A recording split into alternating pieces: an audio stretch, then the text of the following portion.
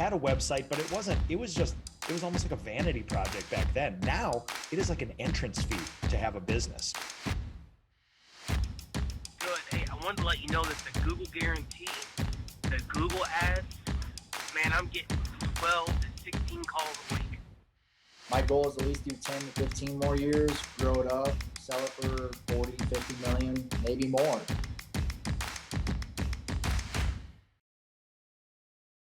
Hello, everyone, and welcome to Titan Talks. My name is Jonathan Stern. I'm an engineer at Topline Pro, but once a week, I have the honor of sitting down with successful home service entrepreneurs to discuss their journeys to success. Today is February 9th, 2024, and my guest is Josh Wagner of Wagner's Lift and Dock Shop, the premier boat lift and dock company in Southwest Michigan. The company's primary services are boat lift installation, boat lift removal, seawalls, and permanent docks. Josh, we've wanted to have you on Titan Talks for quite a while, so we're very excited to have you on the show today. Thanks so much, and welcome to the show. Hey, John, thanks for having me, man. Appreciate it. To kick things off, would love to hear about how you got started in dock installation. Maybe offer an origin story for us. Sure. I think it was probably like 2008, 2009.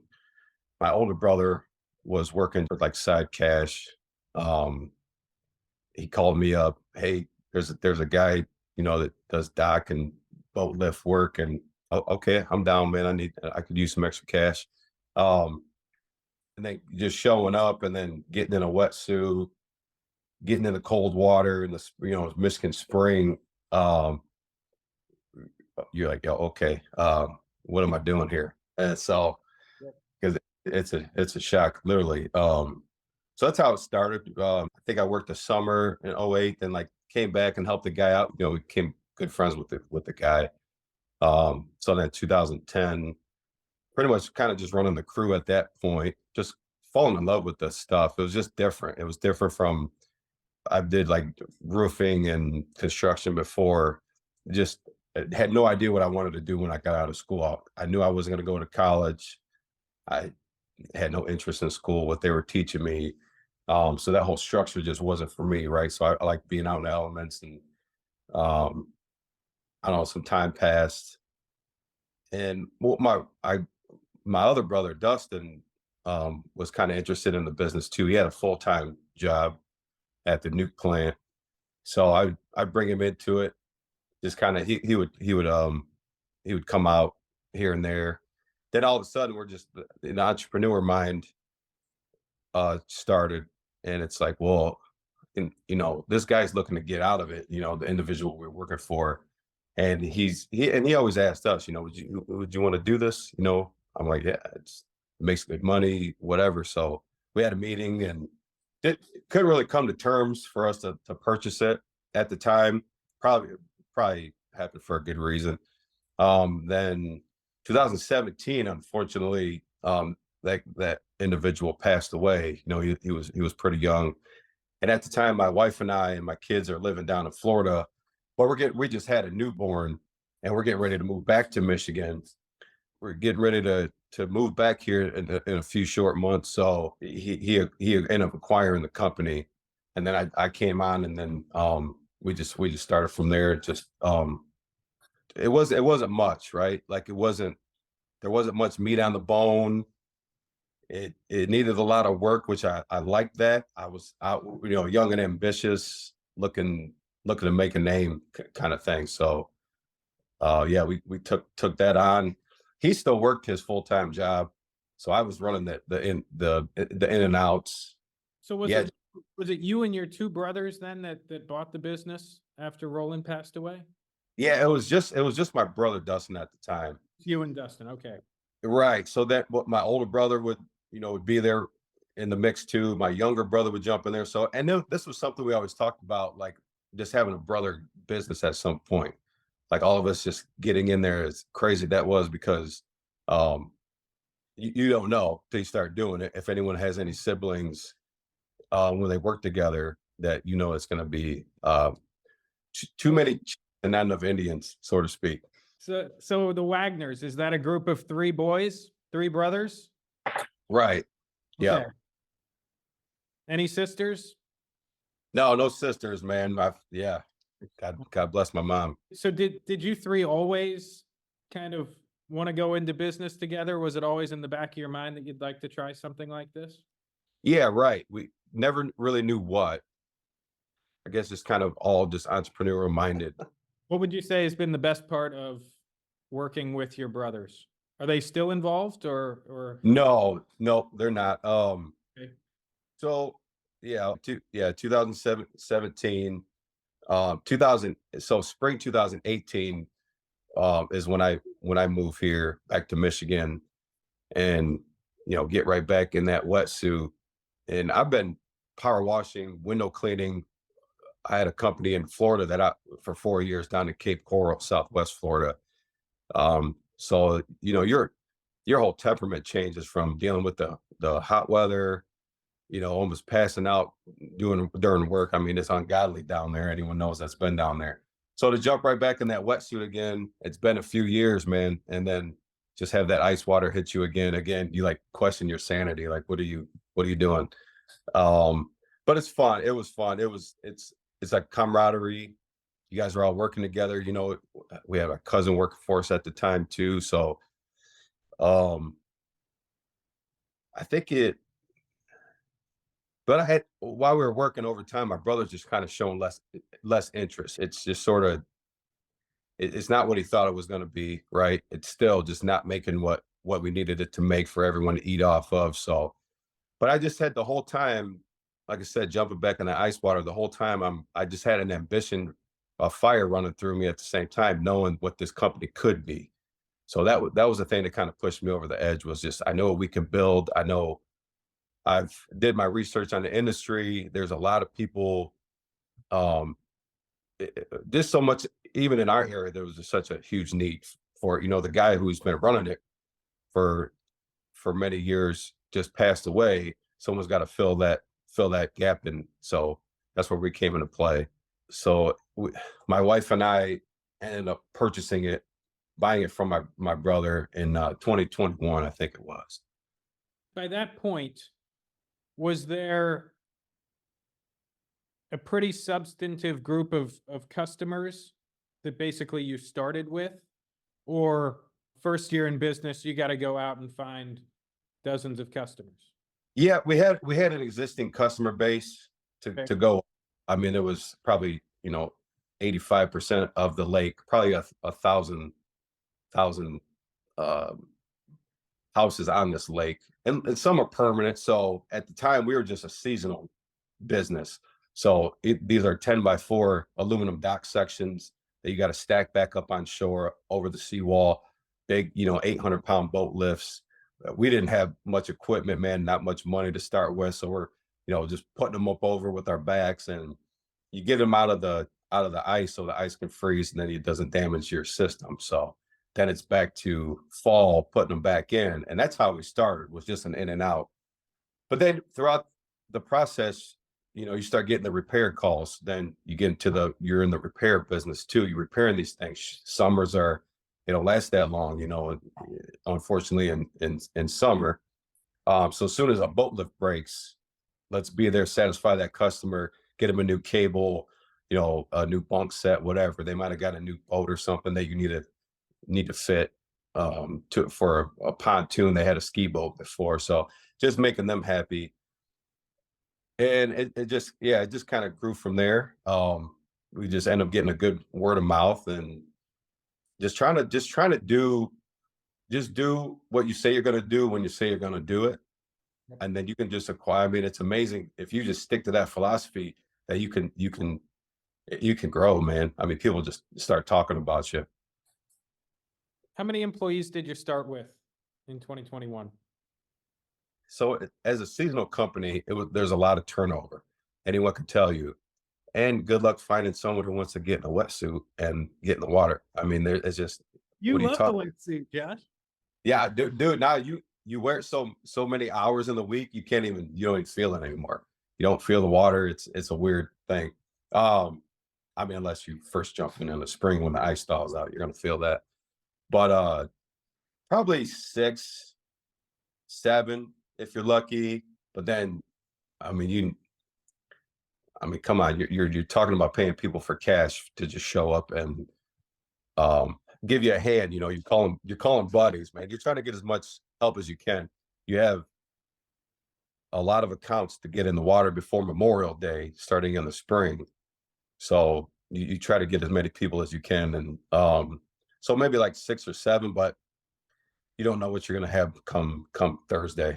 You know, that was first starting off, and like I said, we expanded. Well, I'll add back to as a seasonal business. I got to see my first year. I didn't like even you kept some good guys around, and then come winter, there's no work, right? We did our job. We got everything up over the wall, up on shore.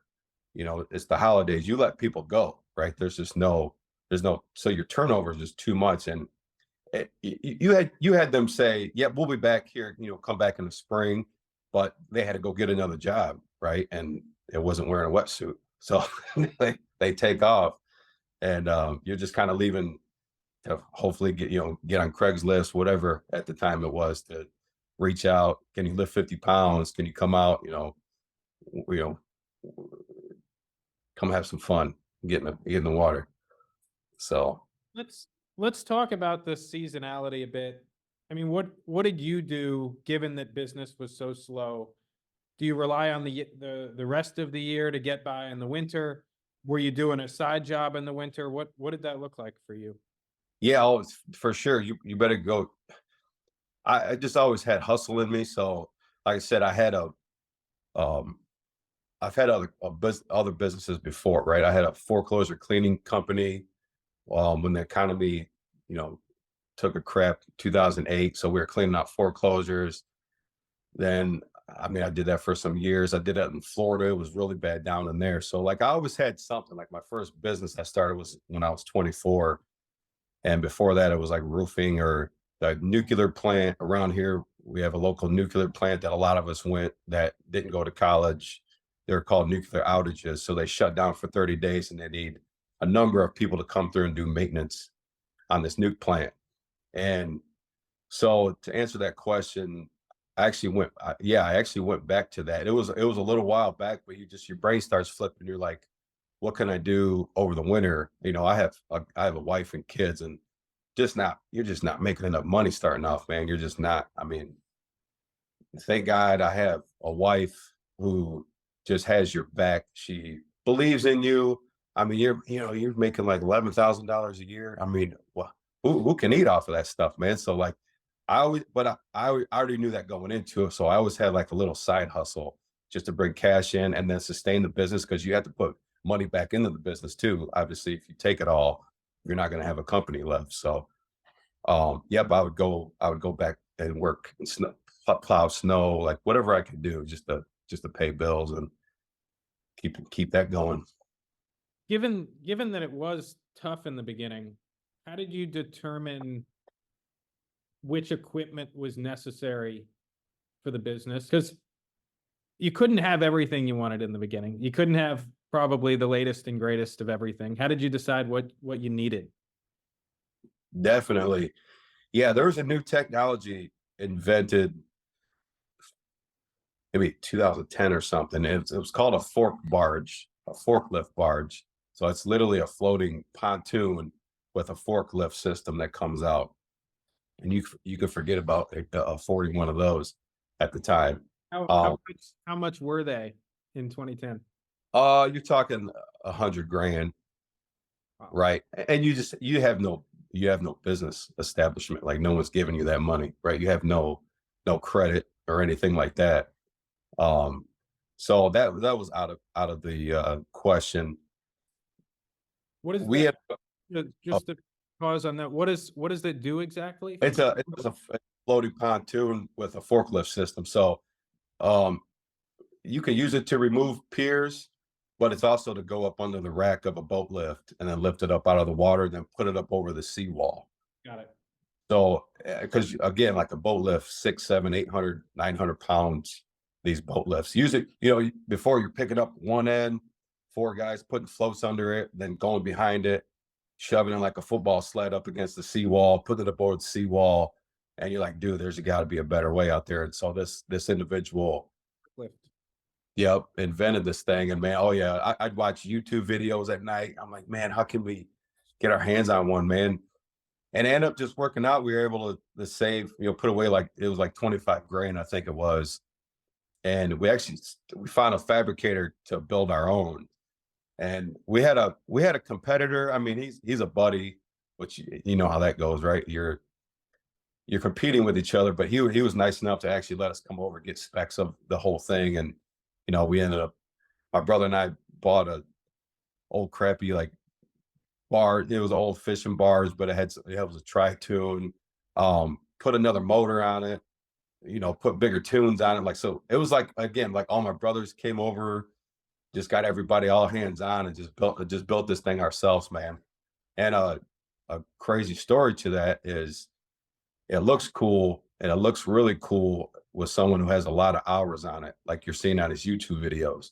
When you start driving this thing, dude, you're picking this up, the whole float's, you know, it's diving down, you're freaking out. You're going slow, man. You're going slow. And you hear horror stories, you know, people in the industry you get to know, you start talking amongst yourselves.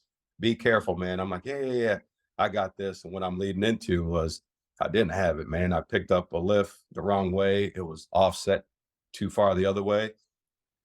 I think we have the barge. We spent, like I said, the savings we had all winter. I spent a lot of time with the fabricator because I was in a hurry. Come spring, I needed this thing in the water ready to go. And sure enough, man, I think we had it like 6 hours. And if I flipped it over, I flipped the whole thing over. And it was yeah, it was bad. You talk about, man, let's maybe just scrap this and this. I don't know. Yeah, it took a while to get back in there, man. But you have you came this far, you just got to keep going, man. You know, you took your lumps and you got to keep rolling. So put money into it, fixed it, got it back on the water, and went a little slower next time that we were picking up a boat lift for sure. What sort of training, education, maybe it's just trial and error, was necessary to become the best at this in Southwest Michigan? Just getting up every day and I mean, you just have so many hours on this stuff doing what you're doing. So, and just being lucky enough to have, I mean, listen, man, the best way to do any business, in my opinion, is to find a mentor who is nice enough to show you some ropes, who's already taken the arrows in their back, right? You don't have to reinvent the wheel. Someone has already done this. They've already trial and error. So to go through that process with individually, specifically Jerry and Garrick Wilson, Water's Edge Dock and Hoist up in Howell, Michigan. Met Jerry at a boat show, and yeah, he was busy. He was showing people, he had customers, and they're a really big outfit. But I went up to him and, hey, I just want to introduce myself. He was super helpful. Hey, you want to go, you know, go grab some lunch, go grab a beer, and and I was with my brothers and cousin, and you know, it's like, yeah, well, let's all go, and we all talked about docks and lifts and where we want to go, and talk us into like the next level, like where do you guys want to go, sharing that part with Jerry. And then he just kind of laying it out because he started the exact same way. So he was where we were, you know, 10 years prior. He had a nice full decade ahead of us. So for him to share these tricks of the trades along the way and just how to grow and what systems are put in place to keep track as you get busier, you can forget about that shooting from the hip and trying to remember what you just told a customer you're going to do. Like that's just, you're not going to survive that way. So all those things, man, I just owe a lot of that gratitude to those guys. What would you say is the biggest thing that you've learned from Jerry? Man, just being a good business owner. it's never been hard. Just from my experience, I got to cut my teeth on a couple businesses prior. Just again, just showing up and I think I even got that term from him or his brother Garrick. It's like, do what you say you're going to do when you say you're going to do it, and it's inevitable. You'll be around for a long time. So definitely learning that, and just being a better business owner, just being able to handle a lot more the day-to-day tasks. As he puts it, your shoulders you get stronger. Like you can handle a lot more, because there's a lot to handle, man. It's nothing but problems, but you have to fall in love with wanting to solve those problems, right? So on that note, let's turn to business today. Would love to hear at a high level how it's going, but also number of employees, number of jobs on the schedule, maybe a few of the problems that you're excited about solving. Yeah. Yeah, I mean, the schedule's booked out. I mean, there's hundreds of jobs throughout this year, especially getting into both sides of the industry now. So again, those guys from Water's Edge got me thinking that way. Becoming a dealer, what products do you want to sell? I knew I wanted to sell and be the big dog and work with the big dogs. So Golden Boat Lifts, Easy Dock, Great Lakes, Dock and Lift. So with those three there, I mean, you have everything that a customer ever needs for a lakefront setup. Again, those are my buddy Jerry got me those connections, right? Those companies just don't work they don't allow you to just sell their products if if they don't know about you, if you're not the right type, because they have a reputation they want to withhold. So but yeah, with becoming a dealer, seawalls, permanent piers, permanent boat lifts. I mean, it just signing up with Topline Pro, take on as much as you can handle, man. You said you're fully booked out. What does that mean exactly? How many months, and how did you get those jobs? Yeah, how many months out? Well, we have spring coming up. That install season part of our business is going to take us in usually like the second month of June. Memorial Day, you try to get everyone in, so because everyone gets to their lakefronts, their cottages, lake houses, and they want, you start summer, you kick off summer that way. Then into the end of the summer, it's just nothing but repairs.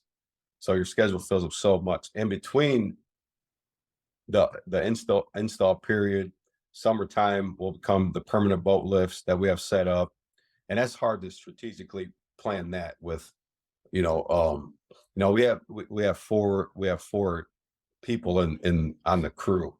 So, and again, I bring in a couple part-time guys during if I can. Again, it's hard, man. It's you want to love hard work, and it's just it's getting harder, say the least. There's still a lot of guys out there that do.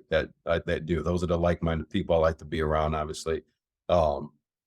So then September, you start getting the calls for, hey, we're shutting down the cottage. We're heading back to our primary homes. So then you start taking their systems out. And in between that, there'll be a seawall job in there.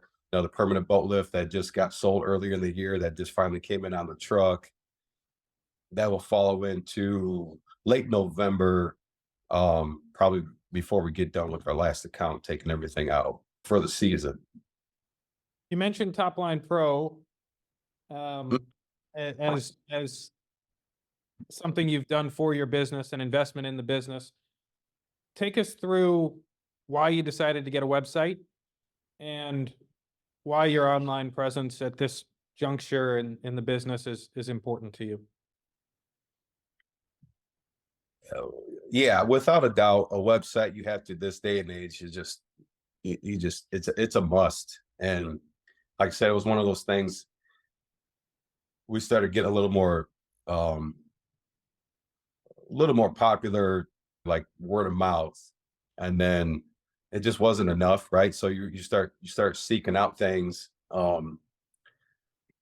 We started getting a bunch of, it's hard to remember, man. I think I got a bunch of emails just without a year span of companies just, hey, can you want to sign up? Can I make you a website? And it's one of those things where I was like, yeah, just never really responded. I didn't like it was just a normal email. It was boring, right? It wasn't nothing that you just wanted to click. Man, Nick came on there. Hey, Josh, he had a whole presentation. He had like a backdrop of like my Facebook. Really? And he's going into this. I'm like, dude, this guy is different. Like he's doing something different here. So he stood out, and I ended up pulling the trigger with him. That was the best thing I did. If anyone's like on the fence to should I do this or not, like just do it. Cause it's, man, you don't know until before you know your phone would ring or you write stuff down on a notepad. Like the CRM, if you want to, if you will, you get an email through Topline Pro, and it's a little wave hand, and it actually becomes addicting, man. You get it on your phone, boom. I mean, whatever you're doing, I mean, you can ask my wife if we could be out to dinner. I mean, it's bad, but like if I'm like, she's like, hey, I was talking to you. It's like, okay. So I flip my phone upside down, but it's exciting. It gets addicting because that little wave hand's up there on the little wave hand icon. And this is when someone reaches out, finds you on your website, reaches out wanting a job. That's where the wave hand comes from. Right. Yep. Yeah. Hey, you had a new booking. Got a booking request. This and Yeah, that. you can't wait. You can't wait to get to that and see what that job is going to be or what the customer's wanting. So, yeah, going back to if anyone, I actually had a marine construction company call me from South Carolina. I think it was just last week. And I thought he was calling about like pitching a new product or something. And we just got talking. He's like, yeah, actually the reason for the call was I've been dabbling on whether to jump on with Topline Pro. And I said, absolutely, man. I said, pull the trigger. He's like, all right. What's your goal in 5 years, Josh? Where do you want to be? Going 5 years, man. Dude, retired on the beach. No, it's not. It's not gonna happen. You're a hard worker. Yeah. You don't want that. No, no. The kids are still young, man. We have my wife and I, blended family. We have 5 kids. The oldest 13. So Wes is 13, Titan's 13, Cammy's 12, Jaden's 11, Warren's 6. So long time, dude. Like we got a lot of more years to work. So 5 years, definitely doing what we're doing. Just scaling, just scaling, right? Yeah, probably another barge, maybe another lake to work on. Right now, are you pretty concentrated on the one lake? It's our home lake. It's where we started. I live right here. Like I call it the cheap seats. It's like I got a lake shot right here, but it's on this side.